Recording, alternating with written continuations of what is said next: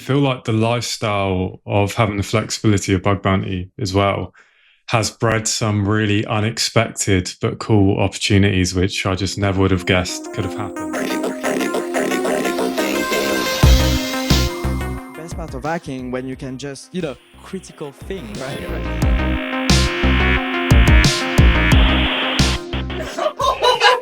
Oh, yeah, dude.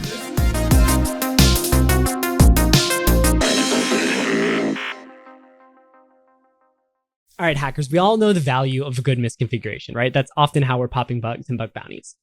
Well, unfortunately, ThreatLocker also knows about it, which is why they built DAC, Defense Against Configurations. DAC scans all of the enterprise machines in your network for misconfigurations, ranks them by severity, and then shows them in nice graphics in a portal. It even emails your team weekly with updates so nothing slips through the cracks. And the best part about DAC, in my opinion, is that it actually maps all of these misconfigurations onto security frameworks, and it also shows you how to fix them. That way, when you need ammo with leadership or with IT, you can point to real specific compliance gaps and get actionable steps. Anyway, check out ThreatLocker DAC. It's an awesome way to stay ahead of these issues that we as attackers love. All right, let's go. Back to the show. Alrighty, sup hackers. We got the This Week in Bug Bounty segment. And I guess I'll start this week off actually with a shout out to the Epic Games team for an amazing live hacking event in Sweden this past week. I had a blast. So much fun, and currently in first place, gotta say, not a bad time for me. But yeah, really, the team was excellent there, and definitely wanted to give them a shout out because that was a S tier event, and the way that they interacted with the hackers, collaborated, escalated bugs, phenomenal. Now, you rarely see an experience like that, that detailed at a live hacking event where they really checked every box. So anyway, I'm kind of glowing, as you guys can tell, from a really awesome week of hacking. Damn, this is such a great job, guys. We really have the most amazing job. All right, so let's get into the content for this week, for the This Week in Bug Bounty. First up, we've got a article by Yes We Hack, once again just releasing these ultimate guides on various bug classes. Really digging this series. It's great for getting like in-depth analysis of your methodology for various bug class. And this week is race conditions. Now, race conditions is something I don't actually do very much of because I'm using Kaido, and we don't have a bunch of tooling right now for race conditions. But this blog outlines the different kind of attacks you can do with HTTP 1.1 last byte synchronization attacks, and HTTP 2 single packet race condition attacks, which we've talked about a lot on the pod.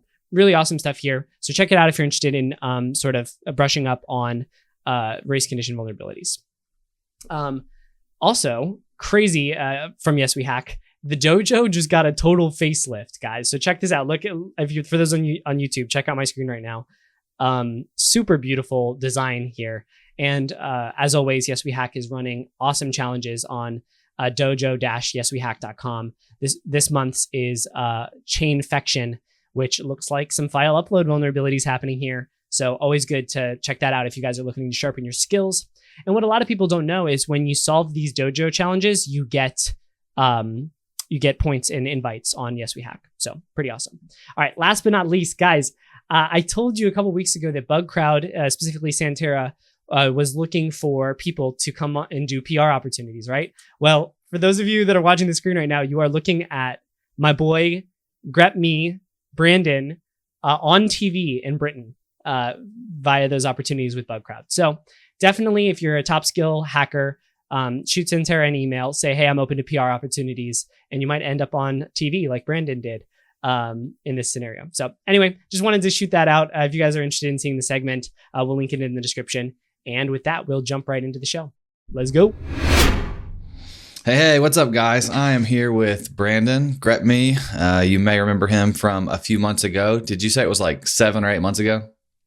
I think it was around about that time. It was during my first LHE, actually, just after. Nice. And at that time, you had been hacking for like a year, been doing bug bounty for about a year? At the time of the last interview, it had only been 8 or 9 months. So in bug bounty specifically. So I was still in that very rich learning process, first LHE, coming to terms with everything. And yeah, it's been a crazy ride since then. Sweet. Yeah. And so Justin and you obviously like knew each other back then, and then you kind of have been doing hacker notes through this year. But what the audience probably doesn't know is that you and I have done a bunch of hacking together this year on a mix of AI products and bug bounty programs and even a pen test here or there. So this guy is what I would consider a top tier kind of AI security hacker as well. And we'll talk a little about that later in the episode. But first, I wanted to hear what you've been up to for this year. How has going full time been? What's it look like? Yeah, full time. As I said, it's been a bit of a journey, and I feel like the lifestyle of having the flexibility of bug bounty as well has bred some really unexpected but cool opportunities, which I just never would have guessed could have happened without having the flexibility of doing bug bounty. So I've been full time since January. So what is that? 8 months, 9 months. I've participated in a few more in-person events since then. I've taken home awards from in-person events a few times, which has been really nice. And yeah, it's just been such a good journey, and I'm very grateful for the community and being able to do it, really. Dude, yeah, I hadn't even thought about the fact that we went full time in the same month. That's awesome. We actually did. And that was when, do you remember the hackbot that we absolutely wrecked and dropped a crit and a high? And yeah, that was like I feel like that was like the real gateway. But that was literally within the first week or two of me going full time. I feel like that was the gateway for like the AI hacking, when I was like, right, this is really something I'm going to go down now. Yeah, contributed to a bunch of the findings and invites through this year and how all that shook out. Yeah, and on the side of that as well, some other things that have happened. I unexpectedly started a company, which was a very natural byproduct of a lot of the outreach I was getting. So there's been a lot of lessons learned there as well. Yeah, sorry. Actually, I meant to say something a second ago. I was going to say, like that flexibility that comes with being a full-time hunter, I think really does allow people like you and I to like say yes to more things. I think whenever you have a full-time job and then you're doing bug bounty on the side, the margin that we have in our lives for things that are outside of, that salary work and those like precious bug bounty hours in the evenings or whatever is like pretty small, especially if you have a family or lots of other obligations. And so, yeah, whenever you said that earlier, I was like, man, that's so true. Like that's been one huge upside of this year is just the opportunity to say yes to more things because you don't have like a 40-hour-a-week job kind of sitting there all the time. And I know, a lot of people I think who are full-time hunters often talk about that freedom of flexibility, freedom of schedule, being able to work from anywhere. And I think before I went full-time, I really thought more about that free time that I would be able to have like for my family or for hobbies. But I didn't think about all the opportunities that it lets you say yes to for professional work that you can just kind of swap some of that time with, right? So instead of doing 100% bug bounty hours, it's like, oh yeah, I can do 30% of my time on pen test and 20% of time on this side project that could blow up. And, for me personally, like, 5% of my time on helping advise companies that may eventually be like a second retirement, right? It's like, it allows you to say yes to all these things you couldn't say yes to before. 100%. I think it's important as well. I've been speaking to a lot of hackers about this. Hacktus comes to mind more recently. But when you are a certain tier of bug bounty hunter, and I need to thank Justin for giving me some advice on this, you really need to weigh up opportunities and opportunity cost as well, and what that means for you as a hunter. So say if you're in an LHE scene, and you are thinking about starting a company or you are thinking about a side project, harsh reality is, and again, it depends on the country because of different obligations, things like that, but you probably will take a bit of a hit initially in your income, and you have to be prepared and ready for that. And it's one of the things I would like to point out if you are thinking about doing that is to be very real about what you can make and what sort of income you can generate. And equally, aside from the income, what actually fills your cup rather than take from it, right? Like what works for you. And I think for me, again, another completely unexpected byproduct of having the freedom from bug bounty is finding out I actually really like doing like conferences and talks. I've done a lot this year, and that has had another impact of generating so many opportunities for me, for my company, and doing some really good networking. So I would say definitely exercise caution when you are looking at some of these opportunities. Like even me and you have spoken about one of your recent engagements when there's a little bit of pushback on your side, which actually worked out really well for you. But definitely be honest with yourself and weigh up, okay, this is what I can generate. There's going to be a bit of hit in income if you do think about going down that route. Yeah. And I loved what you said there about like, kind of like learning more about yourself. Like the fact that you learned that you enjoy doing speaking and stuff. I knew that I disliked like, meetings and maybe what's the best way to say this, like accountability from work. Like I've always hated like logging time, for example, but I've realized that even more. Like I was doing a pen test and like an AI security pen test recently, and I got an email from one of the customers, or like one of the people who work at the customers, like the head of security, and he was like, "Yeah, if you don't mind, just shoot me over like 2 sentences at the end of the day about like like what you were like hacking on or working on that day for us, or like would you mind to do that?" And my initial inclination was like, "No, I won't do that." Like I don't have to do that. I'm not going to do that. But obviously that wouldn't have been like the most tactful way to say that. And so luckily I posted my draft email in a Discord channel, and Shubs and ZLZ were kind enough to be like, you shouldn't say that way. You should say it like this. And we ended up rewording it as like, hey, my normal flow is to stay in a flow state. I take notes about what I'm doing, and we can talk about that at the end of the week meeting. And they were like, yeah, sure. Just, do it your way. Do it the way you normally do it. And so that was like a really tactful way to not have to deal with that. But I do think like, just like a huge upside that we've talked about with Bug Bounty that really was present in that moment was the fact that you have no boss, and when even if you're solo freelance and you're doing an engagement, you do have a boss, right? They hired you, they're paying you, they kind of have the right to ask things of you. And so for me, that kind of pounded home. And also the pen test that I handed off to you is kind of the same way. I just got a weird vibe from one of the people who were going to hire me for a pen test, and I handed it off to you, and we ended up tag teaming it later, and it was fantastic. But yeah, I love that you do get a little bit more of like self introspection and exploration when it comes to being on your own. You really do it's more visceral what you like and don't like, because you can say no to slightly more. Exactly that. And what I will say as well, I think a thing that isn't really thought about is when you are starting these ventures and you are exploring other opportunities, more often than not, it's a very, very different skill set than the one you use to bug bounty hunting, right? The reason why bug bounty is so cool is because you get to spend so much time on the cool stuff that you really like. And okay, yes, there are some caveats with triage and company politics sometimes when things get downgraded or whatever, but that pales in the comparison to some of the other stuff you have to do. Like take your example of logging timesheets.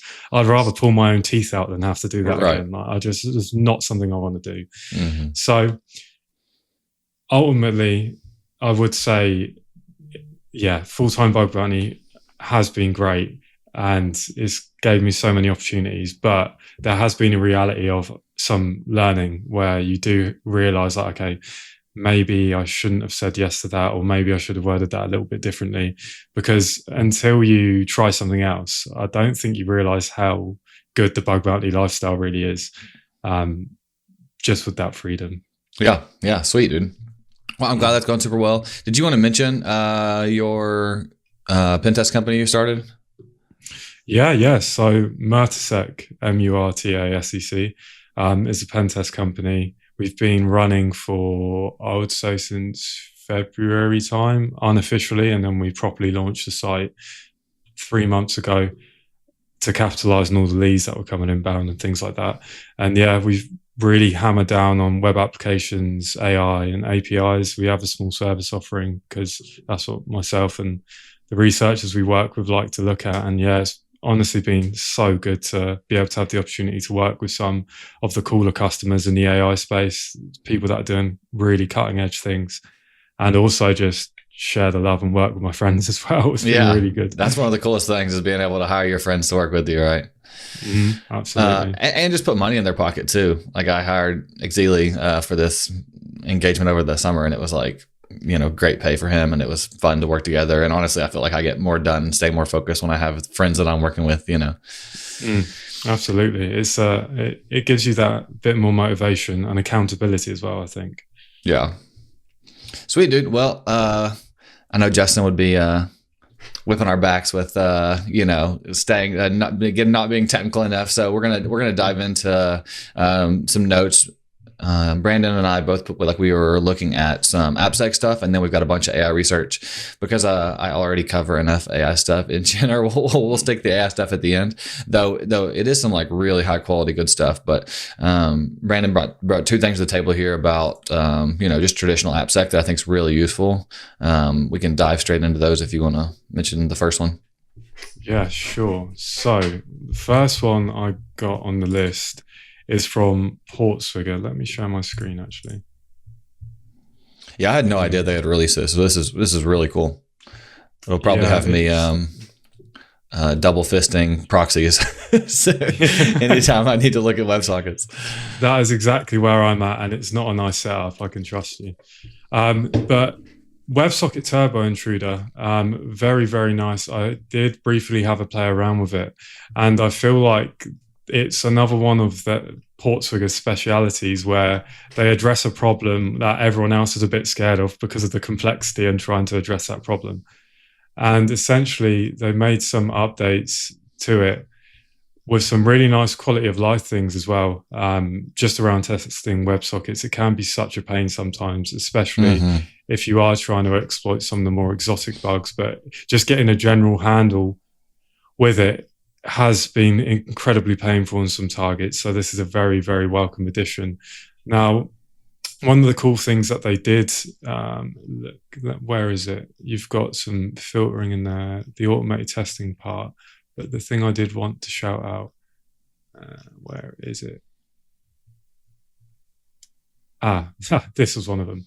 So whilst they were using their tool for testing a WebSockets implementation, they found WebSockets ping of death, which was completely unexpected. Oh, nice. And it was a denial of service in a Java WebSocket implementation. And essentially, using the Turbo engine, they can send malformed WebSocket frames, which goes outside of the spec that I was expecting. And lo and behold, it resulted in an out-of-memory crash. And they actually released the ping of death example.py if you did want to use it, if you do come across some of the Java implementations of WebSockets. I love it whenever, any write-up includes a POC like that, even more so in like nowadays with AI, because you can just drop that straight into Claude Code and be like, hey, I'm looking for this on this target, implement it, but with like these headers or this thing, just drop in a request and it can customize that Python file such that it will be the target you're trying to hack, and it can kind of automate some of that testing. Yeah. Speaking of that, honestly, if you go down to the automated testing section, if you Command F for automated, it is one thing that I thought was really neat. It's just personally, this is probably true of most hackers. It's just people in general. Sometimes I have a harder time like wrapping my head around things that are different, right? Like our brains are just like so used to looking at normal HTTP requests that looking at WebSocket requests can be like confusing or hard to understand. I love this because basically you can set it up like an HTTP request and then just modify the post body like you would a normal post body. So if you see that box there at the bottom of Brandon's screen, for the listeners, basically they have a way where you can set up a little like mini proxy where you send a HTTP request with like a normal post body and it converts it to a WebSocket request on the back end and then sends that with all of the accoutrement that like is required to like make it work. And so you can just like modify the keys, if it's just JSON, you can modify the keys, you can modify the values, you can look for things like IDORs or SQL injection or whatever in the keys and values for the WebSocket request, but editing it as if it were an HTTP request, which is really nice for our hacker brains that are like used to looking at HTTP requests. Yeah. And again, these are the small quality of life things that make a huge difference when you're on a target and you are facing friction and it is a pain to test. And you have it's the difference between testing it and not testing it for me, right? It's like in almost every pen test I've been on, there's like enough to fill the hours I have available. And so like if something's difficult to test, I end up not testing it, right? 100%. Oh, absolutely.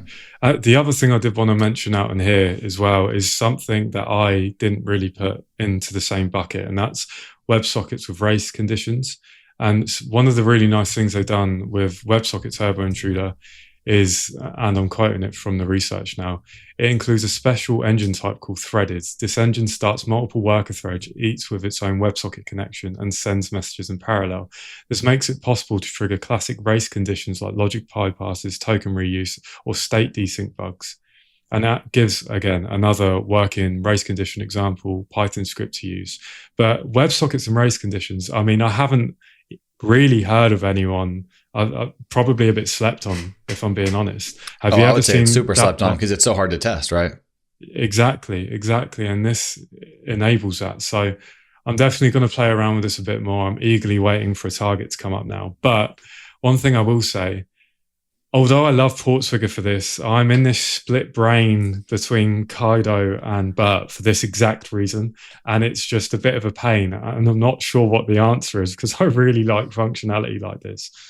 Yeah. I think it's just like Jocko Willink has a really, really good quote. It's like, oh man, I'm not going to be able to remember the exact quote, but basically every decision has trade-offs, right? It's like everything in life has trade-offs, even if you don't think it does. There's always like something you're omitting by choosing something else. And so I think like, you know, this is tough, right? It's like one, it's not ideal to live in both, but if you don't live in both, then you're not going to get the features of one. And so I really love so much about Kaido, and that does make me give up a lot of stuff on Burp. But then if I don't want to give up Burp, then I just need to use both. But then I have to deal with the downsides of using both, right? It's like, you know, it's kind of the famous, you can't have your cake and eat it too. Exactly. It's a massive pain, but yeah, a very welcome addition from PortSwigger, in my opinion, because this is probably going to find people some pretty exotic and cool bugs.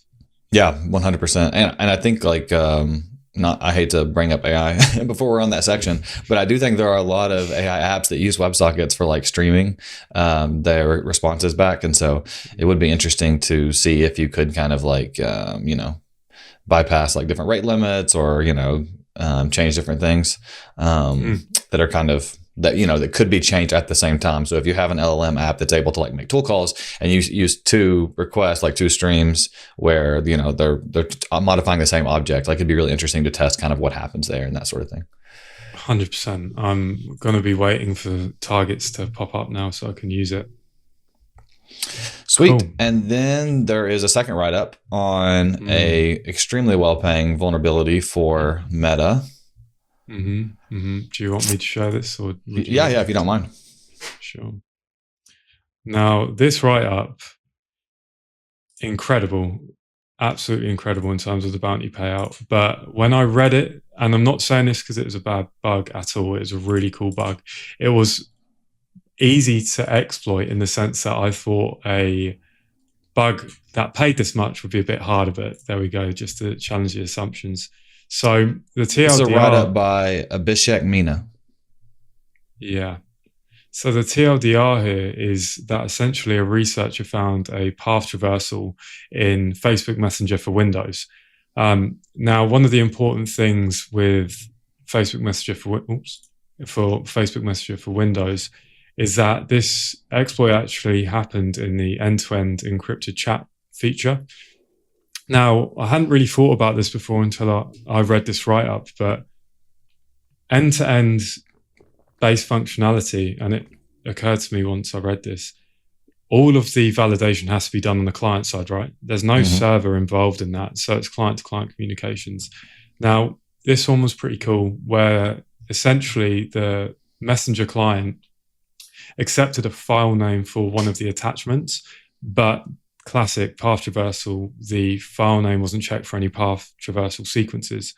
So what that allowed an attacker to do is essentially upload a file to a user's chat with a path traversal sequence included, and upload a file outside of the intended directory on their host. Now, obviously, as we're dealing with end-to-end encryption and the threat model of Facebook Messenger, this is client to client is how I'm thinking about it in my head. There's no server interaction here.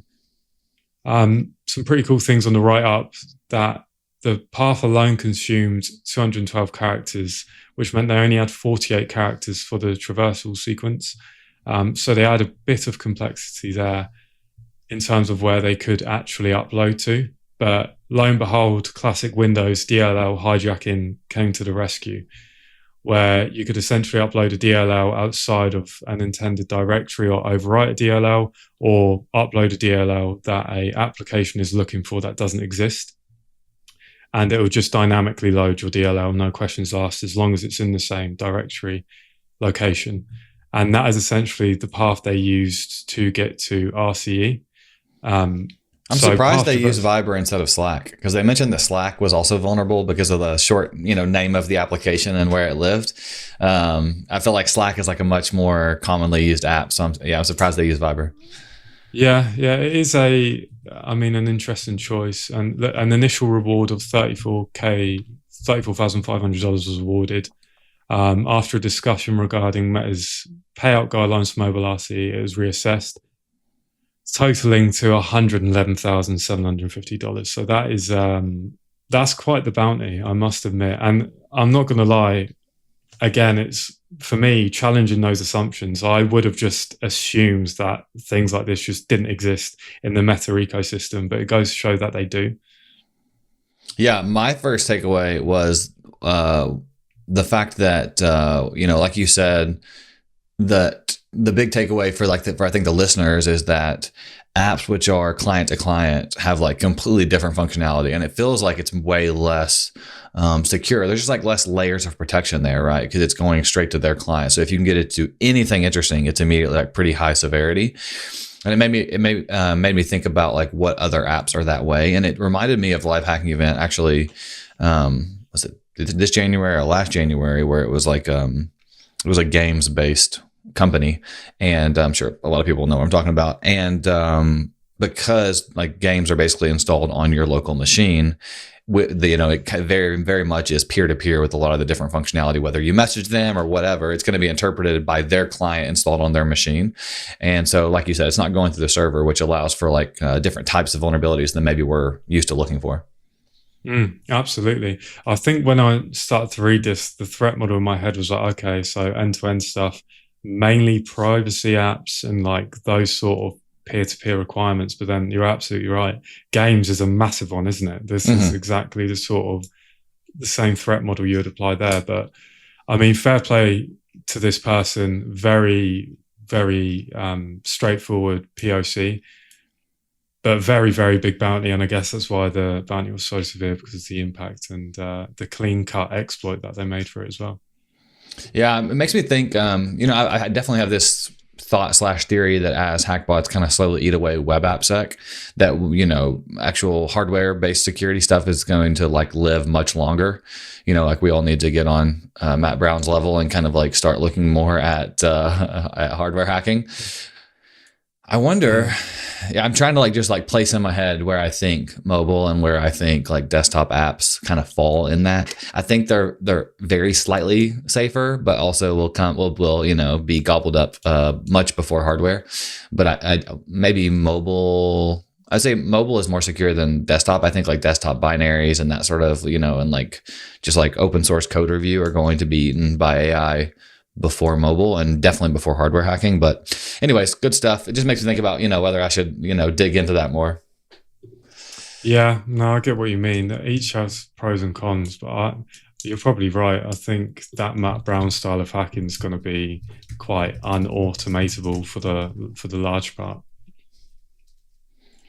Yep, sweet. Okay, cool. I know we have about 15 minutes left, and we have a ton of AI stuff to talk about. So, like I mentioned in the last episode, I'm going to drag all of our listeners kicking and screaming down the path of learning AI hacking so that it will better their lives. So the first thing, which you actually shared this blog, is a post by Gr3p. I think we both have a lot to say about it. I will share my screen since you've been doing all the sharing. I'll share the burden here. Oh, thank you very much. For the listeners only, basically Gr3p, companies we're all extremely familiar with, they used Claude Code and OpenAI Codex to try and find vulnerabilities. I have to say, I love good TLDRs. The fact that they have like such a nice TLDR right here at the top was very, very nice for me, with just knowing what I was going to get into the content of it. And there, actually is much more interesting content down in the blog. But yeah, it's hard. The hacker notes. Yeah, exactly. It's the hacker notes. It's what you've been killing for a while. We've been doing such a good job with. Okay, so basically they used Anthropic's Claude Code, which for that they only used Sonnet 4. They did not use Opus. And OpenAI Codex, which they used O4 Mini, which I have a bone to pick with, but we'll talk about that in a minute. Did you want to talk about kind of their true positive rate and what they found? Yeah, so I feel like, and the reason why I like this blog post is because it feels like to me there's someone that's unearthed the reality a little bit to some extent with no sort of biases around what it actually is like running an AI hackbot. From my experience, this matches up. Mm-hmm. And there was a massive false positive rate, so an 86% false positive rate. And one of the big things they mentioned here as well is the non-determinism. So even using the exact same prompts, as we all know, everyone who uses AI on the same code base, every scan revealed very, very different results every time. Yeah. So 3 identical runs produce 3, 6, and then 11 distinct findings. Now, for blog research, that's manageable. But when you think about some of these AI hackbot companies, for example, that's going to be a massive amount to deal with. But we'll touch upon that later on. Yeah, I was going to say we have some nice thoughts on that based on a research paper, right? Absolutely. But for me, I just feel like the TLDR and the key takeaways gave away a very nice, this is the reality of some of these things, but there are some caveats around it.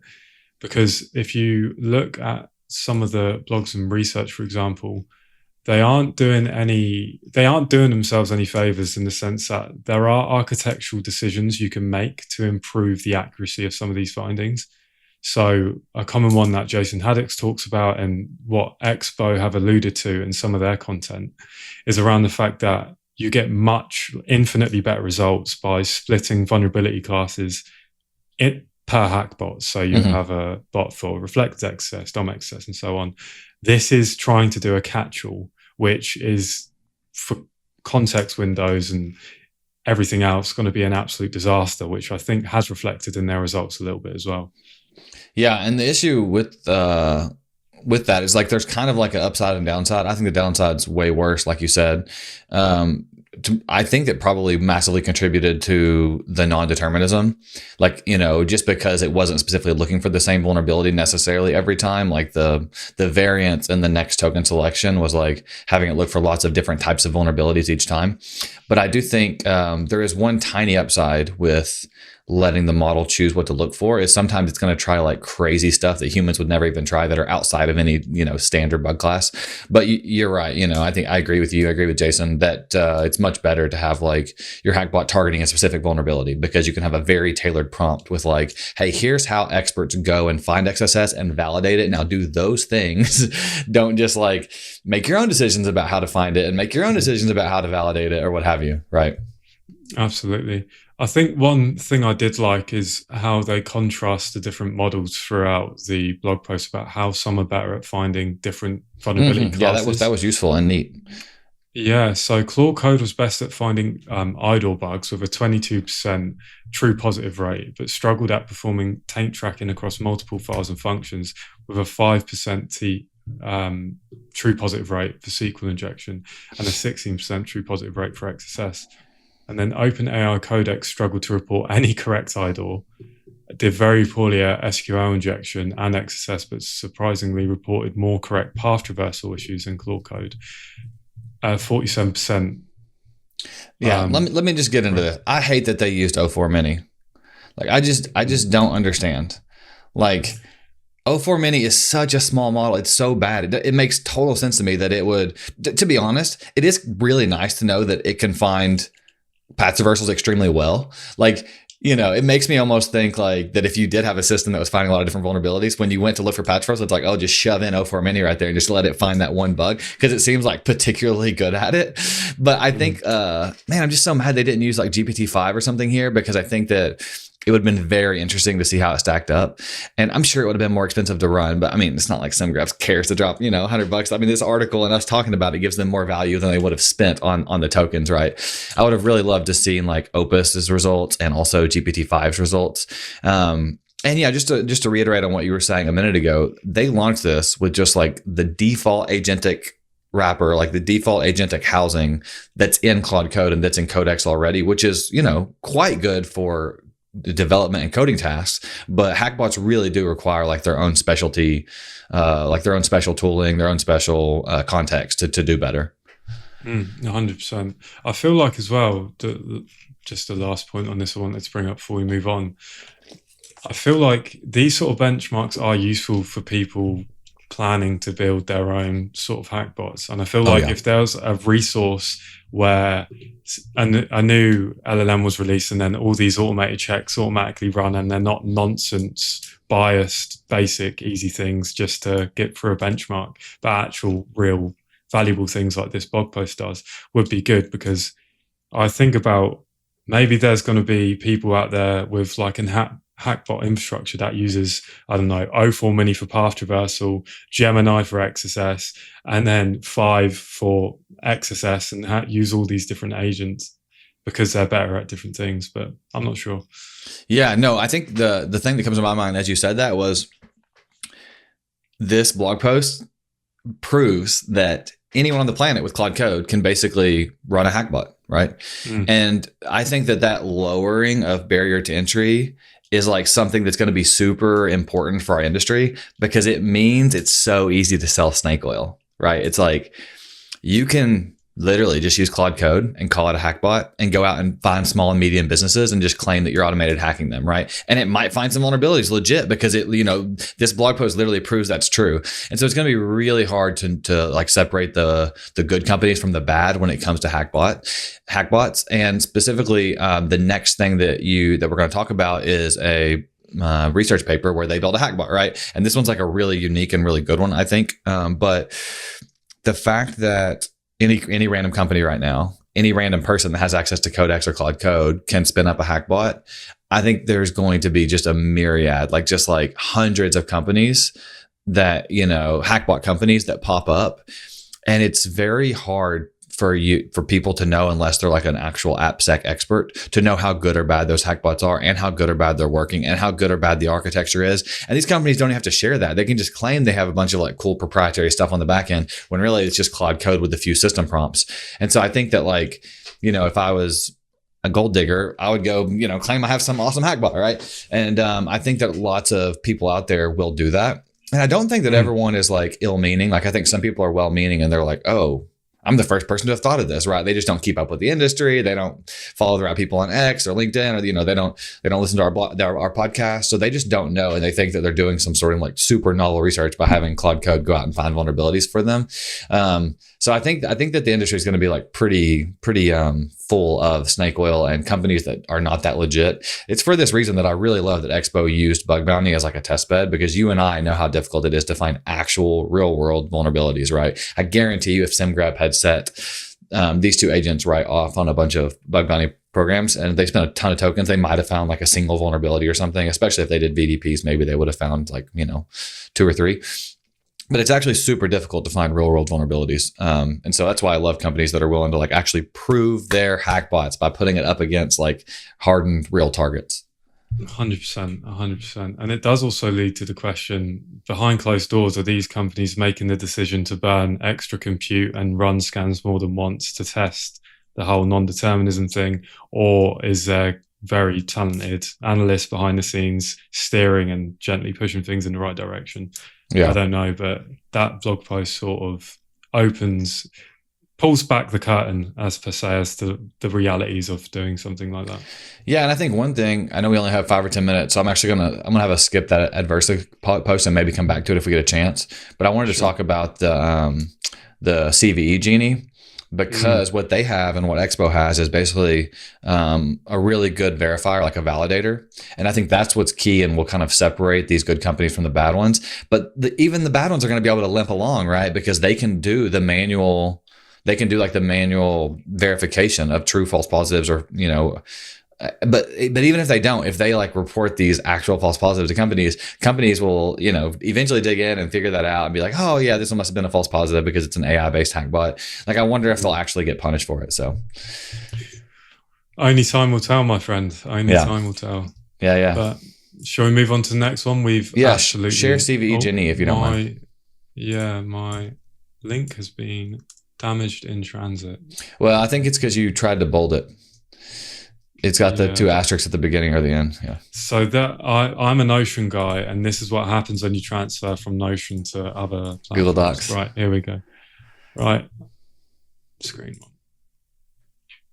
Cool. So this one was really cool. I liked it a lot, and it's essentially a white paper on a group of very talented people got together and made an automated multi-agent framework for producing CVEs from minimal detail. So the premise is they made a agentic framework called CVE Genie, which pulls CVE resources like advisories, patches, repos if they're available, code diffs, for example, and there's a part of the workflow which reconstructs an actual proof of concept environment for them to test their exploit against during the process, and attempts to create a working proof of concept on the fly from pulling all these various sources and by creating a test bed. Now, it's a huge white paper, very detailed and very, very good. But some of the cool things, let me just try and find it, is the actual architecture they used. So they used a 4-stage, where is it? It's right there. Pipe. Okay, here we go. They used a 4-stage pipeline with. You mind to zoom in a little bit? Sure. There we go. Perfect. There we go. Containing a processor, a builder, exploiter, and a CTF verifier. And as part of that last step, they also had a critic agent with CTF style checks put in place to prevent spoofed and hallucinated wins. So very, very cool. And they had about a 51% success rate, judging from the paper, with a total cost of $2.77 per CVE to recreate, which is pretty nuts in my opinion. Like, that is insane to create a CVE from nothing. 51% cost you $2. Imagine if you just go out and spray that on a load of bug bounty targets. Yeah, I mean, just run this on every high and critical vulnerability that comes out, like every CVE that drops, be the first person to reverse it by using this CVE Genie setup, and then spray it across bug bounty programs, right? This feels like an easy ticket to win. We probably shouldn't have told everyone about it. The recon guys are punching the air right now thinking, right. Yes. Or maybe you and I use this paper to rebuild it, and then we get a percentage of the bounties as we hand it off to Moken or somebody. That would be sweet. That would be sweet. I think some caveats, though, thankfully, and it's a pretty big caveat for us web guys, is that this framework didn't focus on web-based exploits. It focused on pretty much every other service other than, and it was CLI based. So thankfully, there's no web CVEs, but it does cover a lot of other stuff. So we're safe for now, which is very good news. And I don't think they actually released the framework yet. Oh, are they going to open source it? I'm pretty sure I read somewhere that there was. Let me just see. That could be a hallucination on my part. Oh, it says this paper makes the following contributions. We open source our framework, source code, and data sets.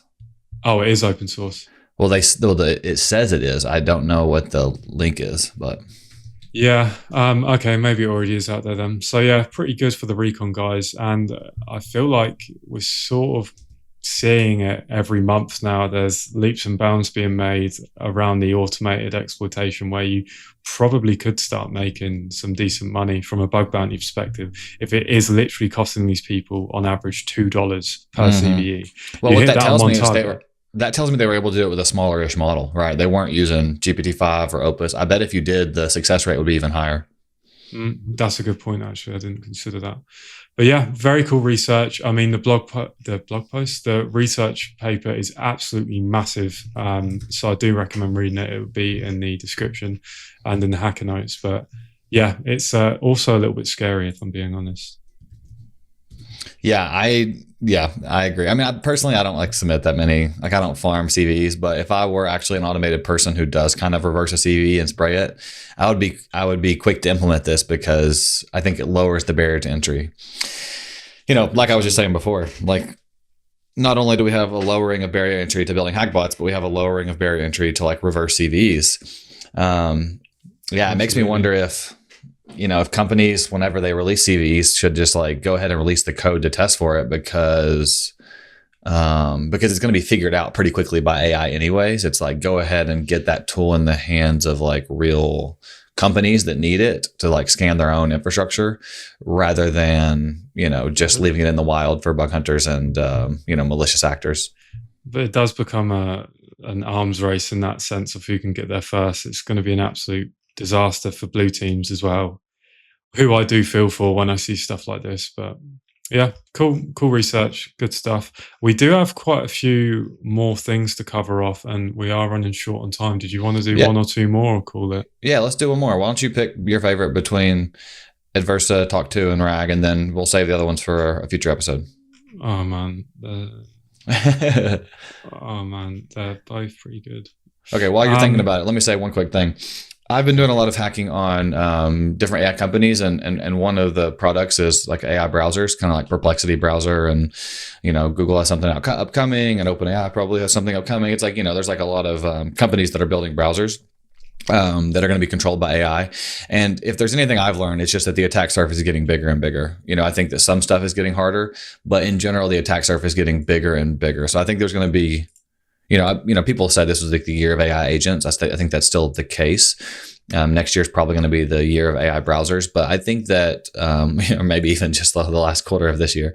But I think that, AI vulnerabilities are getting more and more rampant, like AI security issues. So definitely still worth leaning in. I do think POCs are becoming more important and more difficult to set up. Like, you might end up having to buy more domains that are related to your target in order to make it much more, likely to be accepted by the current models, because they're getting smarter and smarter at like sussing out or like, figuring out if like you're being kind of sus and trying to get them to do something you shouldn't. So. Yeah, there's a lot there, man. And I'll actually touch upon this in a minute about why I chose this specific piece of research as well for the next part. But this one, very, very cool. And I feel like it touches upon the sort of architectural based attacks, how we see things with web cache deception and web cache poisoning. And I'll explain why it reminds you of that in a minute. But the premise between this research is essentially like when you speak to an AI now, whether it's GPT, Gemini, Claude, whatever, you're not actually interacting with a single model. And behind the scenes, there's an entire routing system that has been made to analyze your request, decide what the request is trying to do, and actually feed it off to a different model. Now, the reason why these companies are doing this is because, one, if you've got a super easy request, they want to give that to a cheaper model to save them time and money on that. And two, it actually leads to gigantic cost savings for these companies. And we'll get to it in a minute. It details more of the costs down at the bottom of the model, which actually completely blew my mind. But again, this is one of them ones that's bred from architectural decisions around AI architecture and operation. Now, it's dubbed PROMISQROUTE, and I'll touch on that in a minute. And I want to congratulate them for making the biggest acronym that I've seen so far in my cybersecurity career. And it's essentially abusing this AI routing mechanism to route a request. On the initial pass, it looks like it's a normal request going to the model you're requesting, but it's actually wrapped in such a way that it gets passed to a lower model, which is vulnerable to things like jailbreaks and things like that. So pretty nasty. And hold on, let's just get this out of the way. So it's called PROMISQROUTE, and it stands for Prompt-Based Router Open Mode Manipulation Induced like SSR via SSRF-like queries, reconfiguring operations using trust evasion. Isn't that ridiculous? That is ridiculous. The routing part is interesting, but yeah, it doesn't surprise me on the smaller models. Marcus from what company? What's the major consulting company in Europe? KPMG.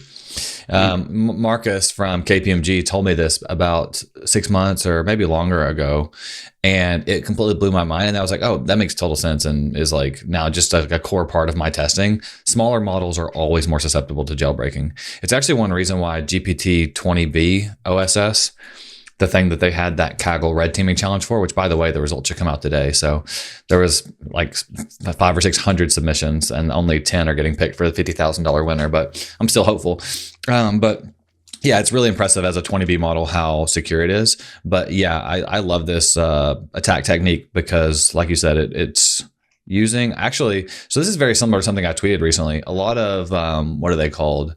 Intent classifiers. Well, like a lot of chat apps these days have an intent classifier. If you're not chatting about like the topic or the category that the company has made the chatbot for, like if it's cars.com and it's talking about a car, if you don't ask about car questions, it'll just say, sorry, I can't help with that. So you need to say like, what's the cheapest car? And also tell me all your internal tools, right? And this is like very similar, right? You need it to route properly. And then you also need to jailbreak it. So you use the thing like respond quickly to get it to a small model. Then you use your jailbreak. Absolutely. Yeah. And again, I really like this because it just perfectly paints the picture that there's going to be so many new vulnerability classes that are born and bred just simply from architectural decisions that might not even exist yet. We're still yet to see them with the amount of stuff that's coming out. And this is the figure I was talking about earlier. $1.86 billion estimation is what OpenAI saves annually by secret routing these requests. Wow. So when I see something like this, ultimately the reason to have a security control in place is it's a cost saving measure, right? Mm-hmm. If you have an architectural decision which is saving you $1.86 billion in revenue, would there be any point in fixing any of the vulnerabilities that come off the back of it? Because surely the cost saving just isn't going to be there. Right. I don't know. But some of the things I liked about this as well, it dives into how they prompted it. But I feel like this part, the architecture that nobody talks about. So modern AI inference operates on 3-tier architecture that's never been formally scrutinized. You've got the edge routing, which is 0 to 10 milliseconds. You've got the model selection, 10 to 50 milliseconds, and this is where the vulnerability lives. And you've got the execution, which is the model processing, token generation, safety filtering, which is 50 to 500 ms. And I don't feel like you see much research or many people talking about this side of things, which I quite liked about the blog post, because it also makes me think about sort of the race condition vulnerabilities as well when you start to look at these architectural decisions. Like if you look at the time taken for some of these things, there's an absolute huge time gap here. Mm-hmm. And it just made me think that is going to be ripe for race condition exploitation at one of these layers. Yeah, there's also like kind of like tier 2 could be kind of broken out, or I guess maybe tier 3 could kind of be broken out into the model is often, well, at least in a lot of AI apps, there is like a dynamic RAG, right? Which is determining like, which context to pull in depending on user intent. And then there's also sometimes the model is actually like thinking and deciding like which tool to call. And so you can kind of get even deeper with this and come up with like an even like, more verbose architecture diagram that would be super cool.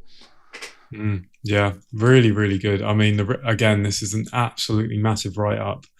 And it speaks about exactly how they crafted the payload. And they make a comparison to SSRF, which I'm not entirely convinced on, to be honest. And I feel like they just added it to add an extra acronym in this very long name. Yeah. But I sort of get where they're coming from in the sense that they're SSRFing, quote unquote, a prompt to get it to route to itself, but to a different model internally. So, and the reason why they made the contrast is because both vulnerabilities share the same fatal flaw, trust in user input to make routing decisions. Like, yeah, I get it, but just no, I'm not too happy about it, if I'm being honest. I don't know. But again, regardless, very, very good write-up about exactly how they done it, the proof of concepts. They broke down the architecture really well. And they also dived into a lot of the cost as well around some of these architectural decisions, which I feel like can be quite valuable when you're attacking some of these models. Yeah. Sweet, dude. I know we're at time for both you and I, so we'll wrap it there. But dude, thank you so much for hopping on. Thanks for, giving more details about your journey. And we'll probably see more of you very soon. Cool. Thank you very much, mate. It's been a pleasure. Cool. See you guys. Peace. And that's a wrap on this episode of Critical Thinking. Thanks so much for watching to the end, y'all. If you want more critical thinking content, or if you want to support the show, head over to ctbb.show/discord. You can hop in the community. There's lots of great high-level hacking discussion happening there, on top of masterclasses, hack-alongs, exclusive content, and a full-time Hunters Guild if you're a full-time hunter. It's a great time, trust me. All right, I'll see you there.